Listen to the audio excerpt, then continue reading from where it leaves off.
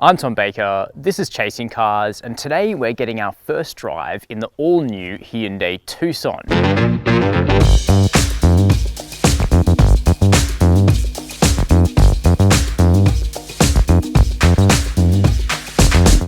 Now, Hyundai have locked in the Tucson range for Australia since the last time you and I took a detailed look at this car in a static fashion. At that point, the jury was still out about whether there would be an N Line variant and whether hybrids would come to Australia. And we now have the answers to those questions and more. Over my right shoulder is the N Line, that is coming, and you can get the N Line treatment on every single model in the 3-strong Tucson lineup. But as for hybrids, they're not going to be coming to Australia as yet. And if the comment thread on our last Tucson reveal video is anything to go off, that's going to be something of a disappointment. However, that's largely where the disappointment stops, because the new Tucson is a really cohesive product and a solid improvement from the outgoing version, as we'll see in today's video. The exterior design is obviously a lot more bold, and you'll either love it or you won't, and you can let me know down below in the comments. But the interior is seriously impressive and aims to set a new benchmark for the medium SUV class here in Australia. And as for the driving dynamics, well, we'll be driving this N Line here on track away from public roads, because this is actually a late stage engineering prototype that Hyundai Australia have been finalising specifications and suspension tuning for. So we'll talk about how it drives later in today's video. Before we get started, make sure to hit subscribe down below and the notification bell. So this is our second look at the interior of the new Hyundai Tucson, and it basically couldn't be any more different from the vehicle that it replaces. The outgoing Tucson was very conventional inside, nothing wrong with it, the quality was definitely there and the technology was okay, but this vehicle does take a real leap forward in terms of just how futuristic and progressive the interior feels. That starts with the fact we've got two big, bright, crisp 10.25-inch screens. Now, this particular vehicle I'm sitting in is a Highlander with the N Line package. There are a couple of wrong spec items about this car because it is a development vehicle, but that's basically what we're sitting in. There'll be a 3-pronged Tucson lineup when the car launches in Australia later in 2021. The base car is now just called Tucson, the middle spec car is the Elite, and this is the top spec Highlander. But interestingly, Hyundai will let you option the N Line package on any of those 3 vehicles. So you can actually dress up a base model as an N Line if you want to. Most manufacturers, if you want to buy the sporty pack, you have to buy the top of the range trim as well. So that's quite an interesting advantage for the Tucson. And the N Line package gives you things like these leather and suede seats with red highlights, an N Line steering wheel with a little N badge down the bottom here, and plenty of other red trim pieces throughout the interior as well. But if you don't go for an N Line, you get a slightly more traditional interior. You can also option a light grey interior on the Highlander, or even a brown, which is nice. The other cars in the lineup just have black trim. Now the layout is actually pretty good. You basically have this big slate console here in the middle with your touchscreen for navigation, wired Apple CarPlay and Android Auto at this time, DAB digital radio. But you have all of these touch sensitive buttons, so perhaps not quite as superior as a physical button. You are going to be having to wipe off fingerprints, but it's still good to have an actual control for all of your climate and also shortcuts for the infotainment system.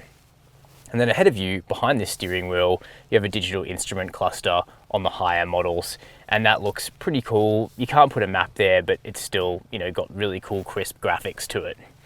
The steering wheel, this is shared with the new Sonata. It's a new piece for Hyundai, and I think it looks really good. Nice little airbag cover, shortcut keys here, and we've got multi-spoke design, paddle shifters, and red stitching on this N Line. The leather is really soft, and the steering wheel is actually quite small, so it feels good in the hand too. Down here we've got shift by wire. Only the base model has a physical gear stick, and then we've got controls for your heated and ventilated seats, 360-degree parking camera, and on this car also a heated steering wheel, which is quite nice. And the seats themselves are shapely, supportive. The driving position is quite high, but that's what you want from a medium SUV. And in terms of practicality, we've got bottle holders in the doors, big cup holders here, tray between the seats, big tray here with wireless charging, and 2 USB ports as well. If you watched my static reveal video of the Tucson at the end of last year, you'll remember that Australia is only getting the long wheelbase version of this new car. Over in Europe, there is a short wheelbase. This is the long wheelbase. As I mentioned, this is also the N Line, so an interesting trim. But the main thing is that here in the back, the amount of room on offer is really generous. So for myself at 6 foot, I've got heaps of headroom. I mentioned this car is a slightly weird spec because it's a development vehicle. We don't have the sunroof on this vehicle, which means I've got slightly more headroom than I normally would, but it's still massive. Legroom behind my own driving position is huge, and tow room is also fine. Plus you could get a third person in the center if you had to. It's not too much of a perch. In terms of amenities, we've got a flip down armrest, if I give it a bit of elbow grease, 2 cup holders there, air vents, 2 USB ports for the back as well, map pockets on the back of each seat, those funny controls Hyundai puts on the passenger seat to move that out of the way. One thing I would say though is while all the materials in the front seat are soft and yielding, we do revert back to hard plastic here in the second row of the new Tucson. But interestingly, while Australia gets the long wheelbase Tucson, that doesn't mean that Hyundai have crammed a third row into the back like Honda do with the CR-V or Nissan do with the X-Trail or Land Rover do with the Discovery Sport. Instead, if you're wanting a 7-seat Hyundai SUV, you'll need to step up to the Santa Fe, which is a class above this, or the Palisade, which actually has 8 seats above the Santa Fe. All right, let's take a look in the boot. Heading around the back of the new Tucson, I reckon this is the sharpest angle of this new midsize SUV. I think it's a really good looking car. That said, it is really bold, so whether or not you like it is a subjective thing. I think the N Line gives it a few nice points, just kind of hardens the image a little bit. And this color is Amazon gray, kind of a green gray, and I think it works really well. Cool Hyundai badge is integrated into the glass there as I smear some water around because, as you can tell, it is now starting to rain. That's okay, it's an SUV, that's what it's all about. Power tailgate opens up pretty promptly to reveal a big boot. Now, we don't have final VDA literage for the 2021 Tucson. It's been rated at around 616 litres overseas, but I'll wait until we get a final number for Australia. But it's certainly a good size, nice and square, no load lip, not too high off the ground, so lifting stuff into it isn't going to be too difficult. We've also got a nice thick quality cargo cover there, a 12-volt socket on the left side, remote releases for dropping the back seats, and then underneath this hard cargo floor we have a full-size spare as well, which is going to make the Tucson pretty convenient for country touring in Australia. Couple of beeps, boot drops down. We don't have a control on the door to simply lock the car, so you have to do that from the remote or from one of the front doors, but we can jump in and take this new Tucson for a drive.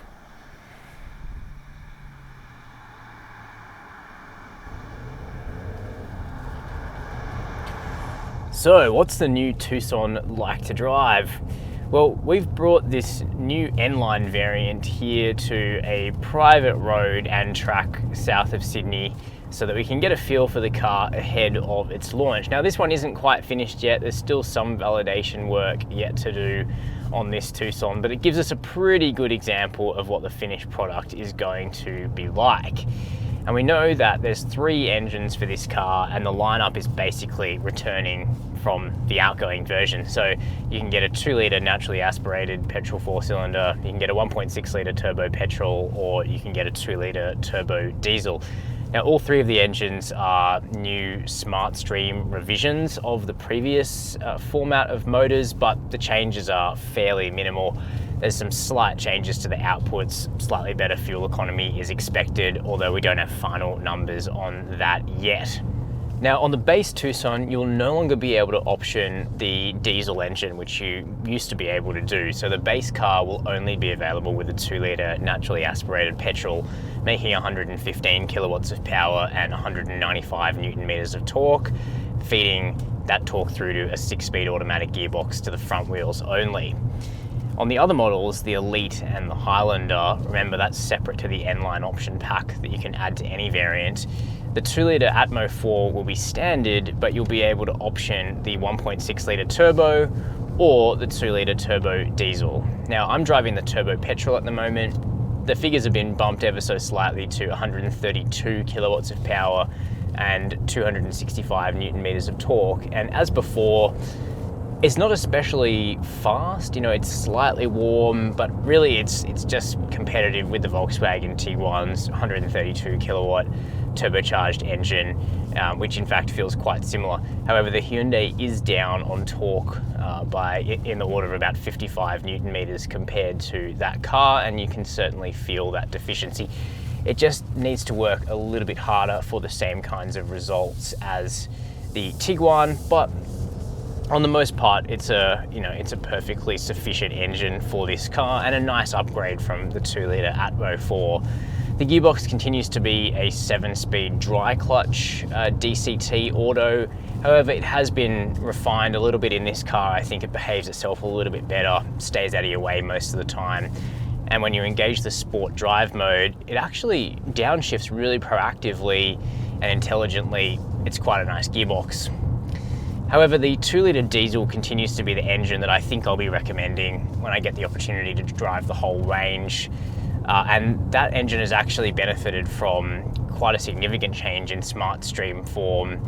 It now makes 137 kilowatts of power, so very, very slightly up on power, but torque is up to 416 Newton meters, making it by far the most muscular Tucson engine. And that car also gets an 8-speed torque converter automatic gearbox, which on the previous Tucson was the nicest combination of the whole lot. And I should mention both the turbo petrol and the turbo diesel have all-wheel drive.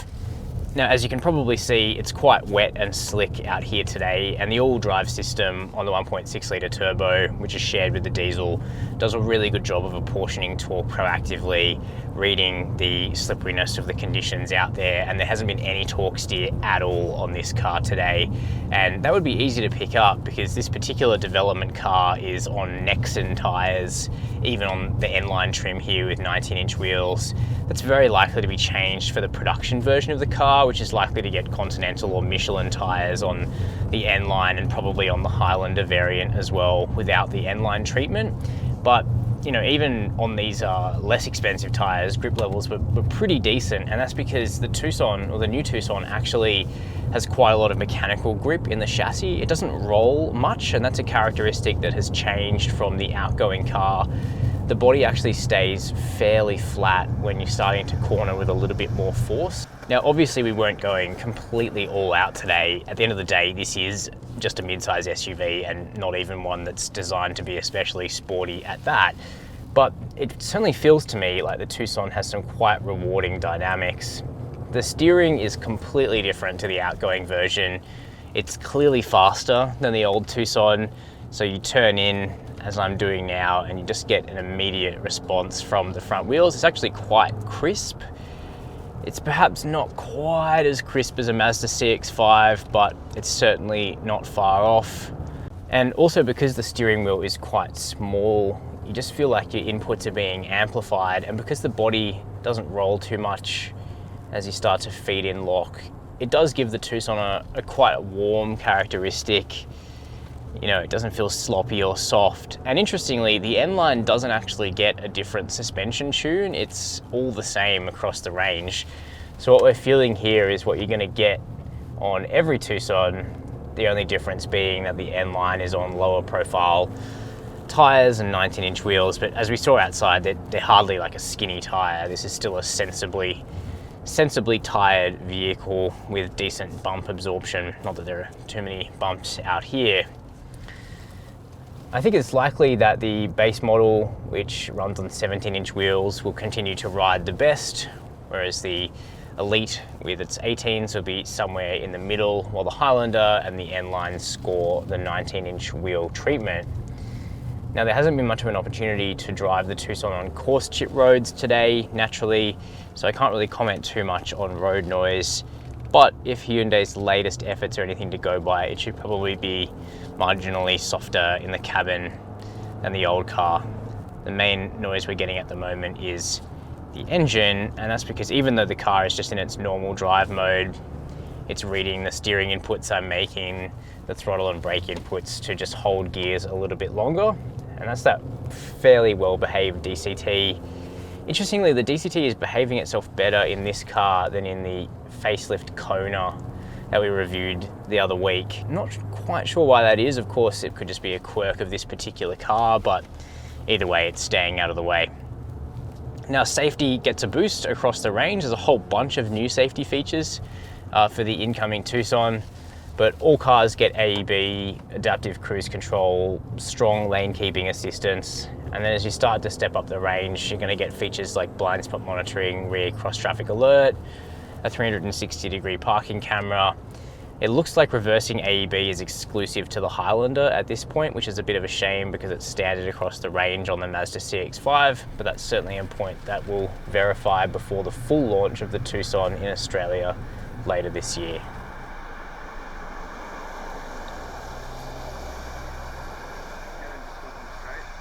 So that's a first drive and first impression of the 2021 Hyundai Tucson here in Australia. Many things remain familiar about this vehicle, including the engine lineup, but there's plenty of new things too, namely the design and the addition of N Line grades for this mid-size SUV. And at least in terms of first impressions, it feels like the dynamics have been improved again, even though the outgoing car was already pretty competent in terms of ride and handling for a mid-size SUV. Now, of course, being here in a closed environment isn't the same as being out on the road, in the suburbs, on the highway, and we look forward to driving the Tucson in full later this year.